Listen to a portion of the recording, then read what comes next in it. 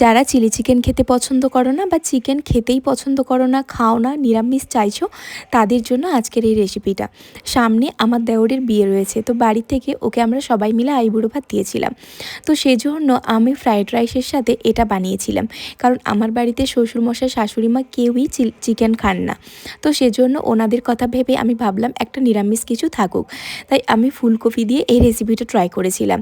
ফুলকপিকে হালকা সেদ্ধ করে নিয়েছিলাম, তারপরে সেটাতে আদা রসুন বাটা, লঙ্কার গুঁড়ো, হলুদ গুঁড়ো, কর্নফ্লাওয়ার, চালের গুঁড়ো আর ময়দা দিয়ে একটা ব্যাটার বানিয়ে নিয়েছিলাম। তার মধ্যে ফুলকপিগুলো দিয়ে ভালো করে মিক্সড করে তেল দিয়ে এবার এটাকে ডুবো তেলে ভেজে নিতে হবে। তোমরা যদি তেলে ভাজতে না চাও তাহলে কিন্তু মোমো যেভাবে স্টিম করে এভাবে স্টিমও করে নিতে পারো, তবে সেটাও ভালো হবে, অনেকটা হেলদি।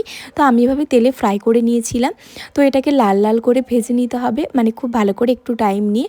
ফুলকপিটাকে 80%-এর মতো সেদ্ধ করে নিয়েছিলাম আমি, তো সেজন্য আমি একটু তাড়াতাড়ি আমার হয়ে গেছিলো। যদি ফুলকপিটা কম সেদ্ধ করো তাহলে ভাজতে একটু সময় লাগে। তো সবগুলোকে আমি একই রকমভাবে ভেজে নিয়েছিলাম। আর যারা আমিষ খাও না তারা এটাতে পেঁয়াজ আর রসুন বাটাটা স্কিপ করতে পারো।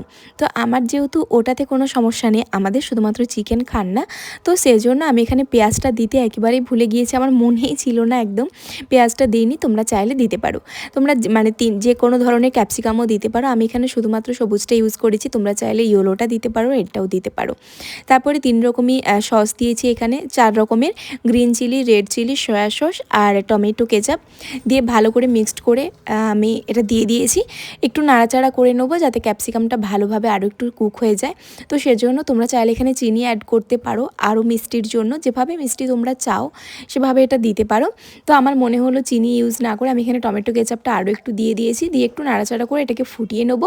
তারপরে আমি ফুলকপিগুলোকে দিয়ে আরও কিছুক্ষণ ফুটিয়ে নিয়ে এটা নামিয়ে নেবো। এটা কিন্তু fried rice, mixed fried rice, pulao যে কোনোর সাথে বেশ ভালো লাগে। আমার বরমশাই এটা খাওয়ার পরে বলল আমাদের বিয়েবাড়িতে কিন্তু এটা করলে বেশ ভালোই হয়। অনেকে তো থাকে চিকেন খায় না, তো সেজন্য। তবে এটা আমাদের হবে না, কারণ আমাদের মেনুগুলো সব ঠিক হয়ে গিয়েছে। যদি আগে মাথাতে আসতো তাহলে কিন্তু এটা করা হতো। তো যাই হোক, তোমরা একবার হলেও এটা বানিয়ে দেখো, এটা কিন্তু ভীষণ ভালো খেতে লাগে। আর কারা কারা বানিয়েছো তারাও কিন্তু আমাকে অবশ্যই কমেন্টস করে জানিও। আজকের রেসিপিটা কেমন লাগলো সেটাও জানিও। আবারও দেখা হচ্ছে নেক্সট ভিডিওতে। এতদিন ভিডিও দিতে পারিনি, এবার থেকে চেষ্টা করব কোনো ভ্লগ বা কোনো রেসিপি দেওয়ার।